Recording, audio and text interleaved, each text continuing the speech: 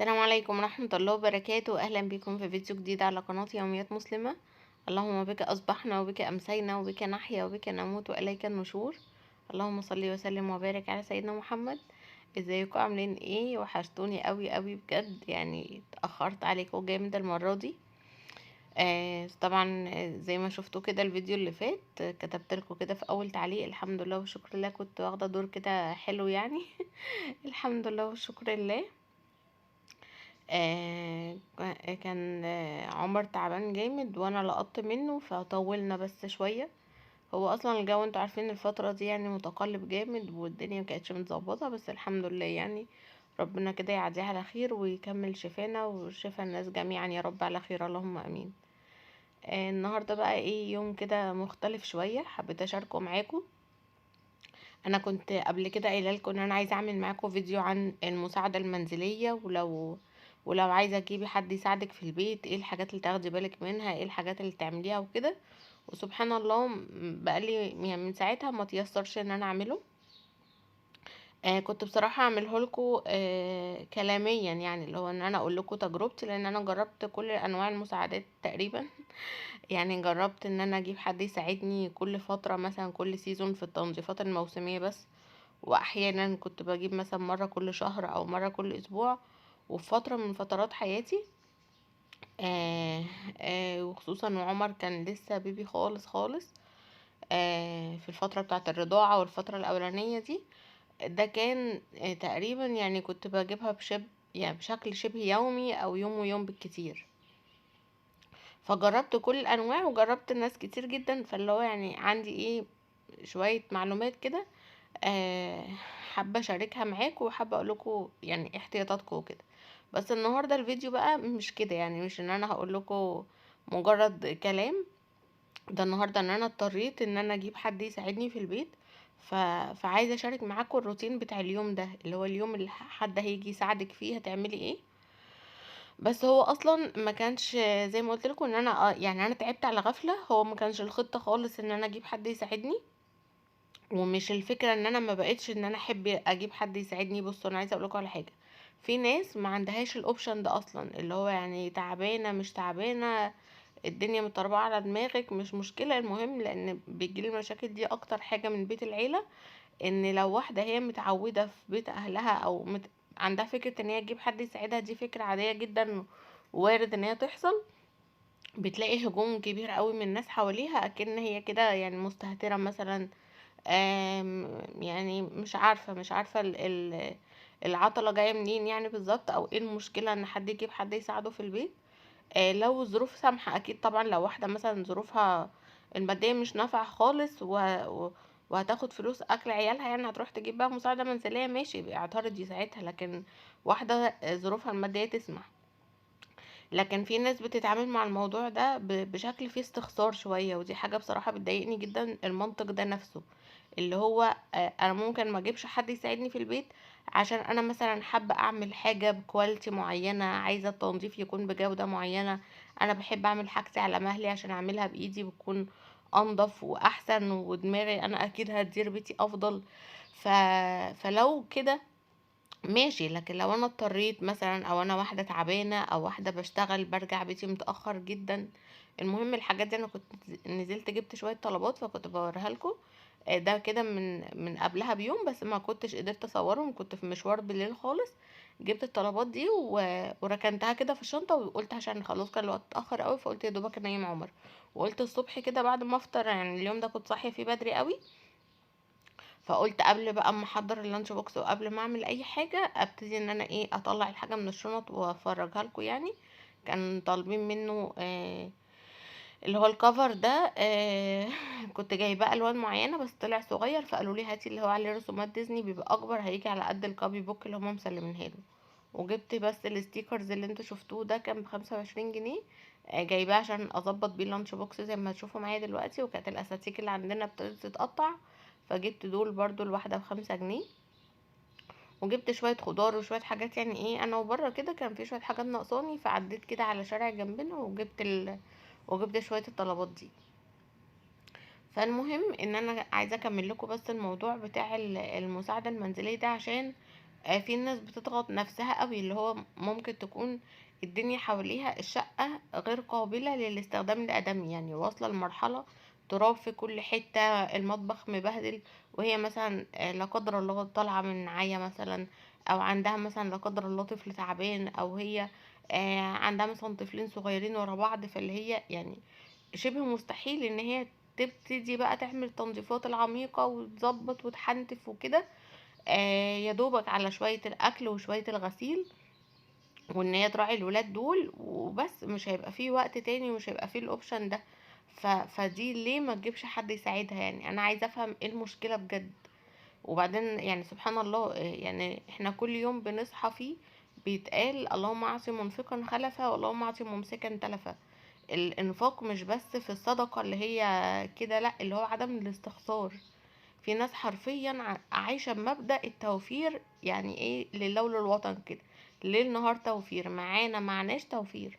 فمش كده يعني، هو يعني الظروف المادية ممكن بتضغط احيانا، واحيانا في ناس طول الوقت الظروف المادية ضغط عليها وربنا يعينها.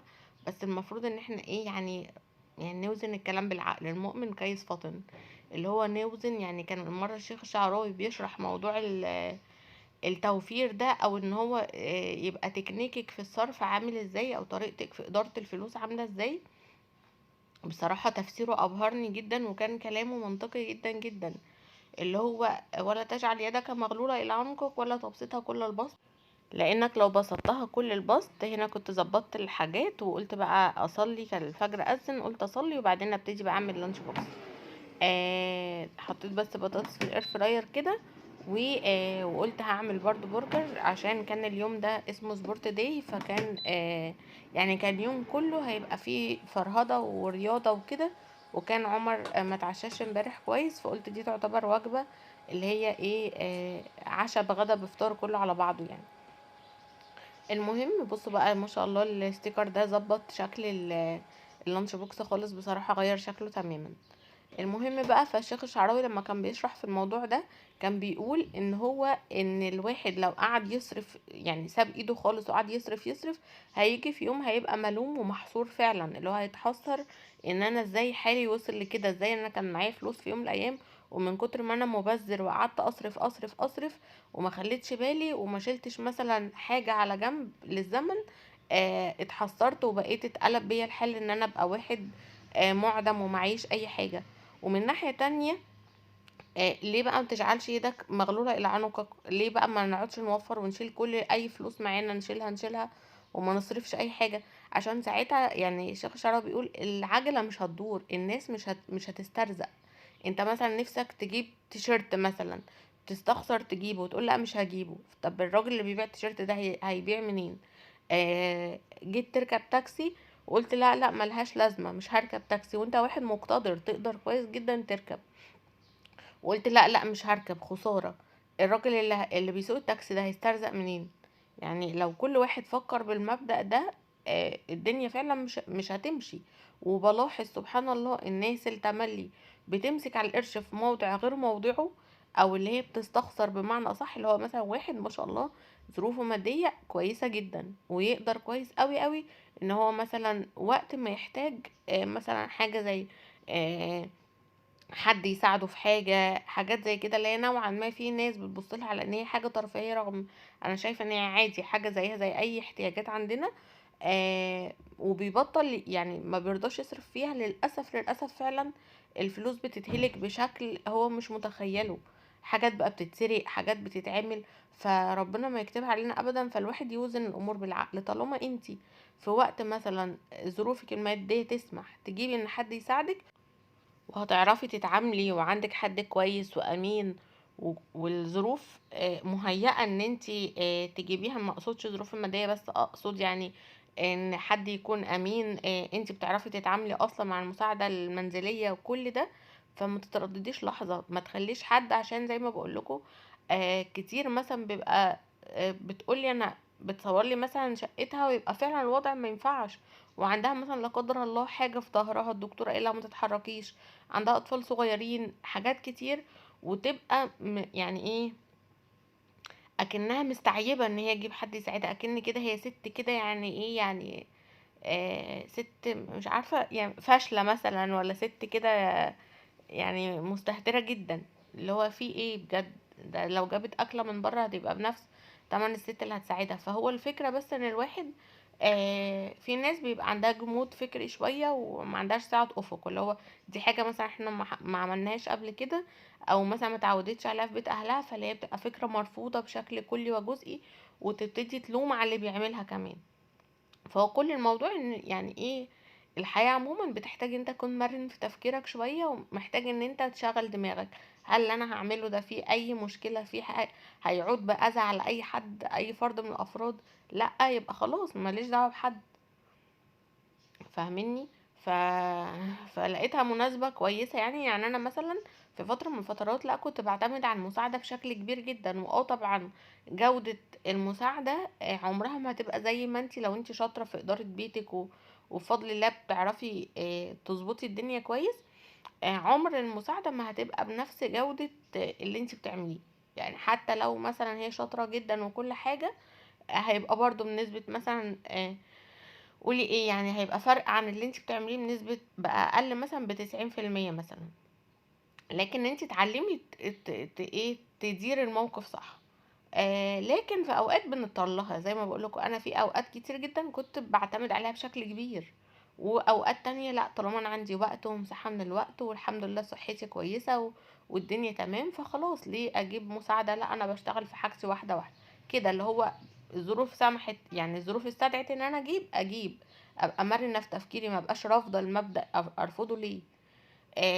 الظروف مش مستدعية، خلاص اديني بعمل حاجتي وبظبط اموري وبعملها بالشكل اللي انا عايزاه. ف... فانا الايام اللي فاتت انا طبعا كنت عامله معاكم الشقه كويس جدا جدا قبل الدراسه، وعاملينها بقى مع بعض يعني. بصوا كنا يعني مرشنا الشقه كده. بس طبعا الايام اللي فاتت دي كنت مع تعبي وتعب عمر، يعني عمر بدايه تعبه كان بعد اليوم اللي انا كنت بصور لكم فيه ده. هو تعب يعني، اليوم ده مش في نفس اليوم اللي المساعدة جات لي فيه. اليوم ده احنا كنا يوم عادي جدا، والمهم ان اليوم وكنت هصور حاجة تانية خالص يعني.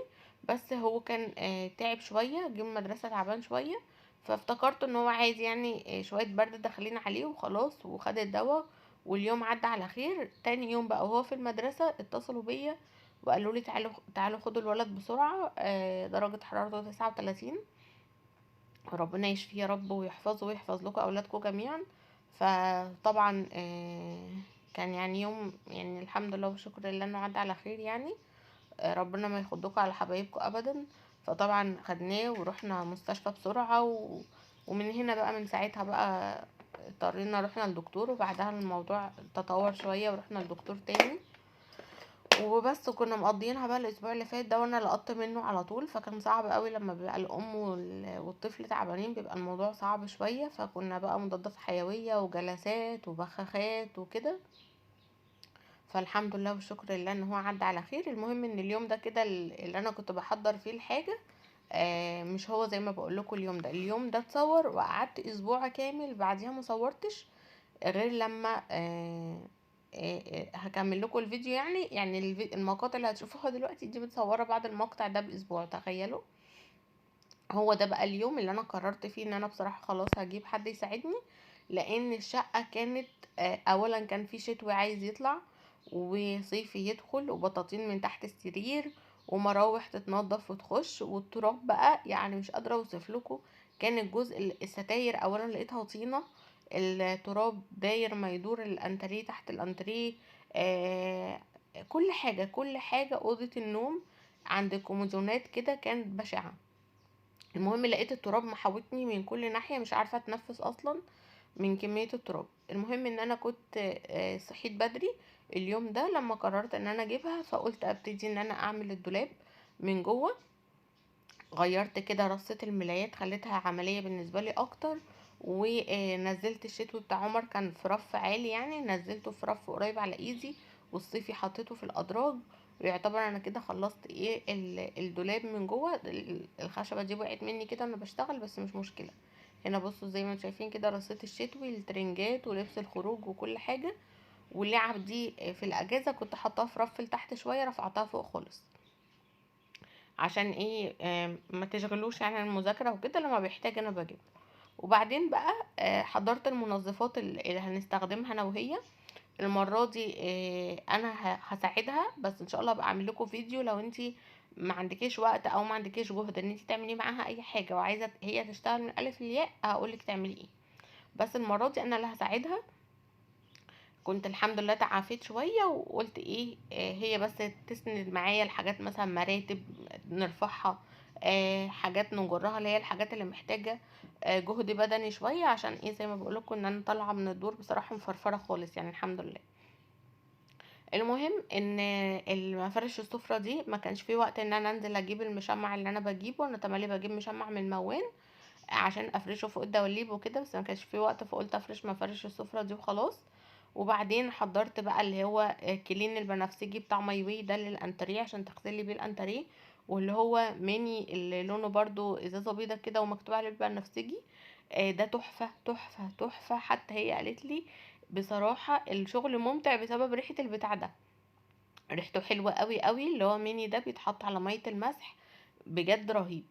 وابتديت بقيت ايه، طالما انت هتشتغلي معاها ايدك بايدها، او اللي هو عايزين تنجزوا حاجات كتير في وقت قليل، فتركزي ان في حاجات تتعمل عقبال ما انتوا تكونوا بتعملوا حاجه. بمعنى ايه، الستاير عايز تتغسل، فقلت لها اول حاجه، قالت لي ابدا بيه، قلت لها اول حاجه شيلي لي الستاير، عشان عقبال ما نحطها في الغساله تتغسل تكون هي، عقبال ما تخلص هتكون الستاير دي نشفت، فايه تعلقهم لي على نظافه، فاهميني. وبعد ما شالت لي الستاير حطيتهم انا في الغساله، قلت لها ادخلي على البلكونه اعملي البلكونه، عشان برضو البلكونه بما انها هتنضف هبقى مرتاحه نفسيا ان انا ابتدي ان انا ايه اللي يتغسل يتنشر فيها على طول، لان انا كنت غاسله مشايات من قبلها بيوم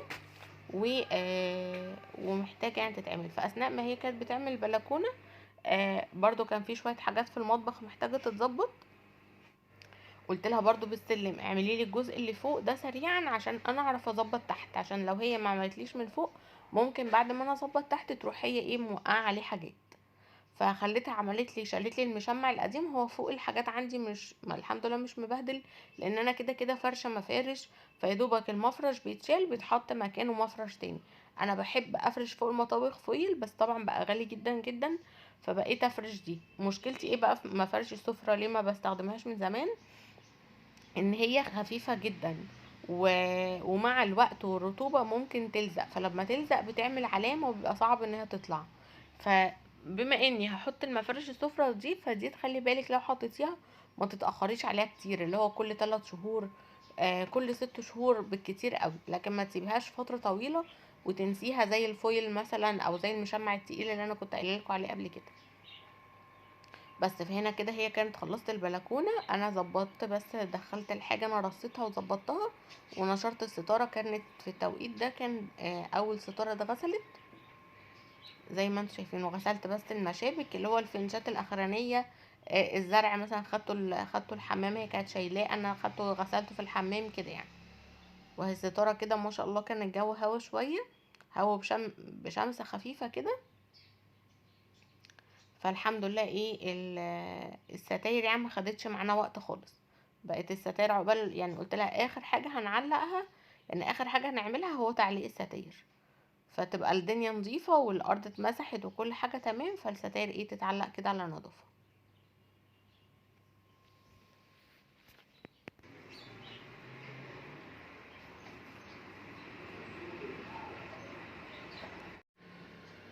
والمشاية دي كنت غسلاها من قبلها بيوم عشان لما تخلص المطبخ افرشها برضو على نظافة. فبرضو طلعتها نشرتها. وبرضو يعني البلكونة انت مثلا داخلة هي بتعمل بلكونة، فتقولي لها ايه اللي انت عايزاه يتعمل، اللي هو امسكي الزعافة اول حاجة هنزعف، ودي المية مثلا اللي هتغسلي بيها الكراسي، ودي المية تغسلي بيها السور، وهكذا. النجيلة هي المكنسة تكنسيها بالمكنسة، اللي هو تقولي لها خطوات كده منظمة، فهي ايه تبقى عارفة وتخشي كده تعملي تشيك عليها.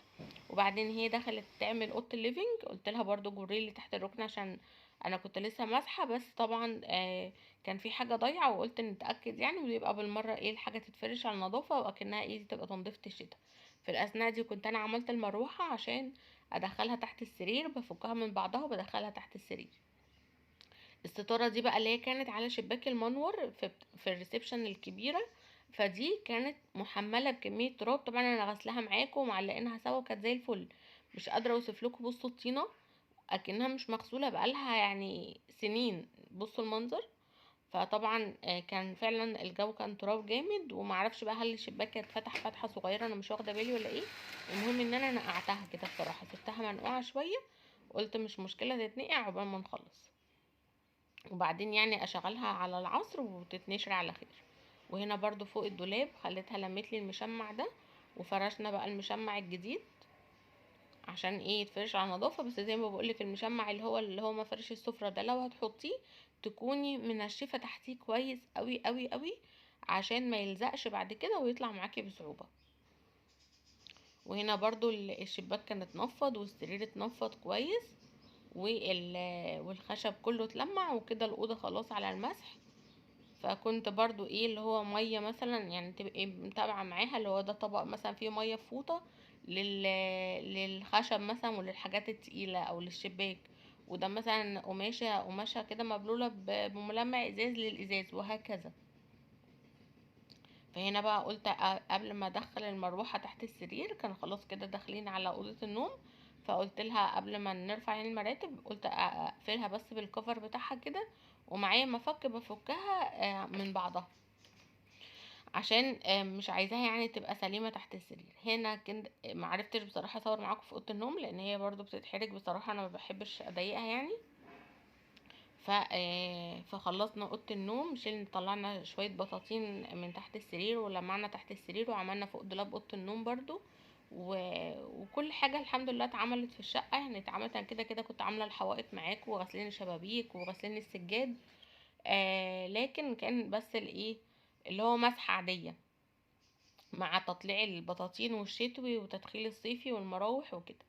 سبت بس مروحه بوكس صغيره خالص، عشان ايه يعني ممكن جوزي يحتاجها او حاجه. لا، انا من النوع اللي مش هسقع قوي يعني مش هتحر قوي قصدي، بس هو ساعات بيبقى في وقت كده بيبقى هيتضايق لو انا دخلت كل مراوح، فسبت بس مروحه.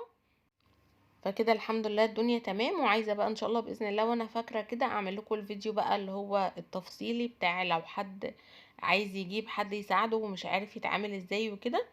فان شاء الله باذن الله انتظروا الفيديو ده قريب، وتعالوا بقى اوريكم حاجه حلوه قوي. حابه اوريكم بقى الحاجات الحلوه دي اللي ايه اللي جت في وقت مناسب جدا جدا. شويه كده عطور وبخور سوداني. بصراحه انا اول مره اجربه. هي البنوته اللي بعتتهم لي آه يعني هي متابعه اصلا، وكانت حابه تهديني بحاجه، وهي ما عندهاش بيج ولا اي حاجه، بس صاحبتها عندها بيج برضو، فهما الاتنين بيعملوا نفس الحاجات. ف فبجد تسلم ايديهم هما الاتنين. فهي قالت لي انا هبعت لك حاجات دي خاصه بيا انا، بس هي ما عندهاش صفحه ولا حاجه، بس هوريها لكم برضو. وقالت لي هي صاحبتها بتعمل نفس الكلام يعني، فبعتت لي من عندها. استنى هوريكم كده شويه بقى بخور وعطور ودلكة. قالت لي اسمها دلكة بكسر اللام، تقريبا احنا اغلبنا بنقول دلكة، بس هي عندهم اسمها دلكة. بصوا بقى، عارفين لما الحاجات دي بقى تيجي على نظافة كده، وتيجي بعد ما تكوني مخلصة وتعطري الشقة كده على نظافة، مش قادرة اوصف لكم مبسوطة بيهم ازاي. آه ده بخور وعطور ام لوجين، وده الارقام بتاعتهم، رقم الواتساب، وده رقم التليفون اهو. طبعا مهما اكلمكم عن الروايح، طبعا انتوا عارفين يعني لو ركبتي في المواصلات جنب حد سوداني، دخلتي الاسانسير بعد حد سوداني راكب فيه، ما شاء الله تبارك الله على الروايح بتاعتهم. فبصراحة هي روايح مختلفة، يعني حتى البخور نفسه شكله وريحته مختلفة. عارفة ما تجربي برفيوم جديد كده فتحسي انت متشوقه له قوي. في حاجات هنا بتاعت البشرة دي، خليها كده على جنب.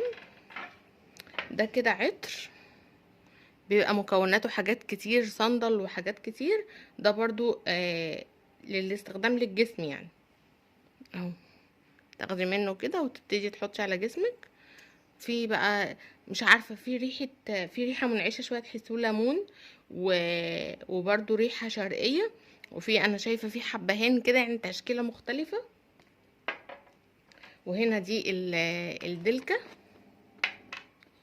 هما الاتنين بعتنلي، بس هي عاملاها اللي هي ام لوجين عاملاها بشكل كبر. دي بقى طبعا بسمع عنها كتير من زمان، وبصراحه كان نفسي اجربها جدا، وكان نفسي اجربها من حد يعني موثوق منه.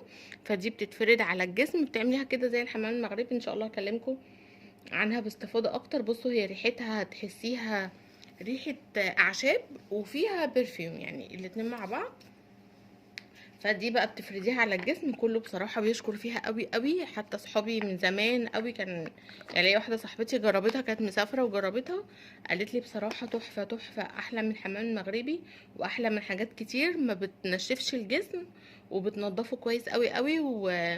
وحتى حبيبتي اللي كلمتني دي قالت لي بصي تغنيكي عن الصابون عشان ما ينشفش الجسم في الشتاء، تاخدي بيها الشاور بتبقى حلوه قوي، بتفرديها على جسمك وبعدين بتقشريها. اشرح لكم عنها اكتر ايه بالتفصيل، وكمان بتسيب الجسم ريحته حلوه قوي. نيجي بقى للتحف دي. بصوا بصوا اصلا شكل الحاجه والتغليف بصراحه عجبني قوي.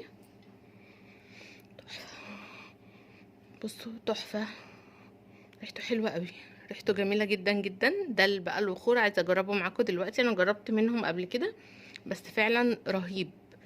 عارفين والله ما عارفه اوصفه بالظبط هو يعني انا قلت لها هو ايه المكونات، بصراحه يعني عندي حب استطلاع من كتر ما انا حاسه ان روايح حلوه بس غريبه عليا شويه.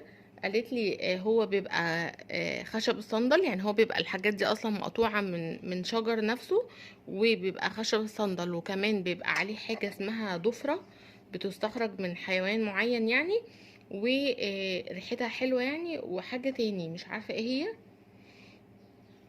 قالت لي كذا تركيبه كده مع بعض، وفي الاخر بيعملوه بيحفظوه بخليط كده سكر على ليمون عشان ما يحصلوش بلوره يعني، وبيحتفظوا بيه. وانتي بقى بتاخدي الحاجه واحده وتحطيها بقى على البخور. بص انا جربت ده، لحظه واحده، جربت ده في مره، فاختي دخلت بقى ريحه الشقه تجنن تجنن، مرضتش طبعا اقول لها قبل ما هي تلاحظ. اللي ريحه الشقه حلوه قوي، رغم ان انت اول ما بتفتحي البرطمان بتشمي ليمون اكتر، رغم ان ده قالت لي ده يعني ده اكتر واحد فيهم مناسب للغرف الخاصه، لملابسك الخاصه، تحطيها كده وتحطيه مثلا في الدولاب على مبخره خشب او حاجه وتعطري بيه. قالت لي بجد الريحه بتثبت جدا جدا. او لو آه بعد الشاور ان وانتي جسمك مندي تقفي كده برضو فوق المبخره، فبرضو بيثبت في الجسم جدا. فبصراحه انا استخدمته للاوضه عادي، لقيته ان هو ملا الشقه كلها ريحه حلوه جدا جدا. زي ما بقولك اول ما تشميه هتلاقي فيه ريحه ليمون اكتر، بس مجرد ما بيتحط على الفحم بتلاقي لا ريحه كده منعشه وجميله.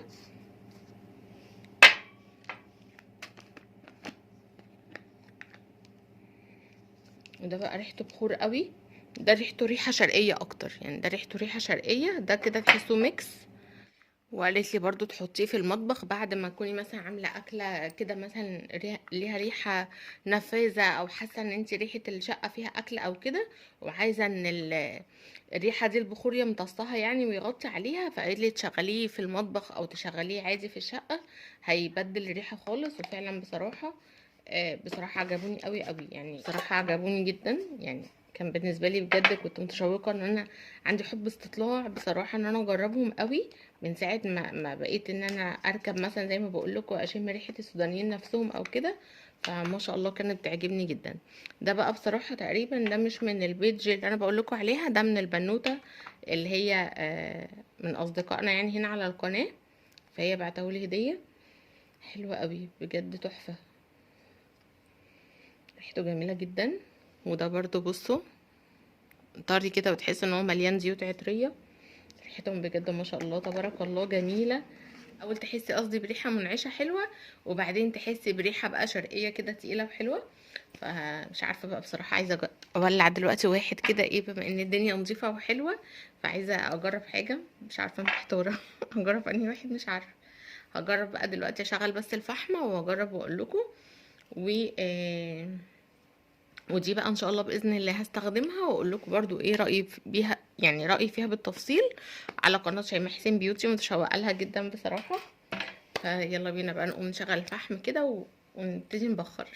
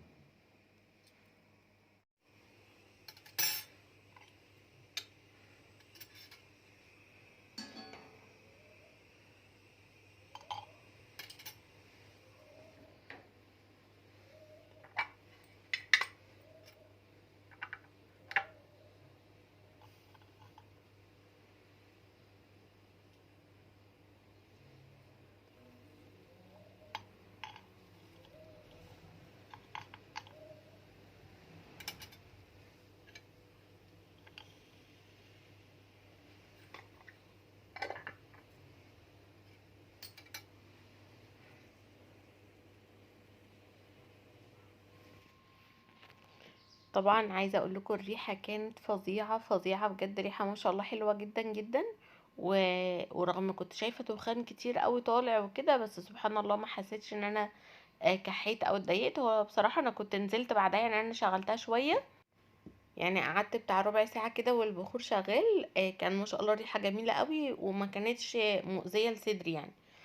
وبعدين نزلت ورجعت، لقيت الشقة ريحتها مش ريحة بخور، بس ريحة نظافة، اكني راشة فيها مثلا منظفات حاجة كده. كانت ريحتها حلوة قوي، واتبسطت بصراحة بالتجربة جدا. ولما اجرب بقية الانواع برضه هقول لكم رأيي فيها ايه. وان شاء الله انتظروا بقى الفيديو جاي، ننزل نشتري بقى حاجة البيت ان شاء الله من جملة ماركت سوا، عشان طبعا الايام اللي فاتت بقى مع التعب وكده الدنيا فضيت عندي خالص. و... وكان بالي مش رايق، يعني طول ما الشقه كانت مبهدله بصراحه بحس ان انا عقلي بيقف عن التفكير اساسا. وبس كده، ويا رب يكون الفيديو عجبكم، واشوفكم فيديو جديد ان شاء الله. والسلام عليكم ورحمه الله وبركاته.